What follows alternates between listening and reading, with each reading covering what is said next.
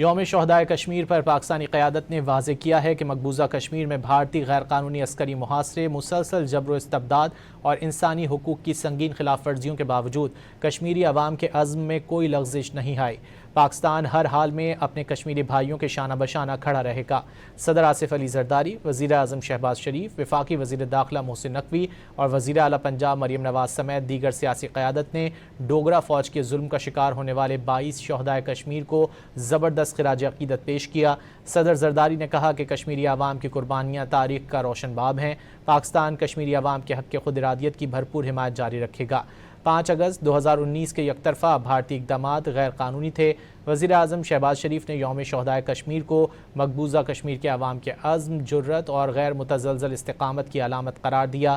واضح کیا کہ مقبوضہ کشمیر کے عوام اپنے جائز حق اور امنگوں کے حصول کے لیے ثابت قدمی سے جدوجہد جاری رکھے ہوئے ہیں۔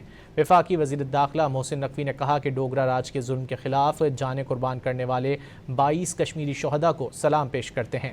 شہدائے کشمیر کا لہو کشمیری عوام کے حق خود ارادیت کی جدوجہد کو نئی طاقت اور حوصلہ عطا کر رہا ہے۔ بھارت کے غیر قانونی اور غیر آئینی اقدامات نے وادی کو دنیا کی سب سے بڑی جیل میں تبدیل کر دیا ہے۔ وزیر اعلیٰ پنجاب مریم نواز شریف نے کہا، اقوام متحدہ کی قراردادوں کے مطابق کشمیریوں کو جائز حق دلوانے کے لیے عالمی برادری مؤثر کردار ادا کرے۔ نائب صدر پیپلز پارٹی سینیٹر شیری رحمان نے بھی یوم شہدائے کشمیر پر پیغام میں واضح کیا کہ بھارت کا ظلم کشمیری عوام کو ان کے حق سے محروم نہیں رکھ سکتا۔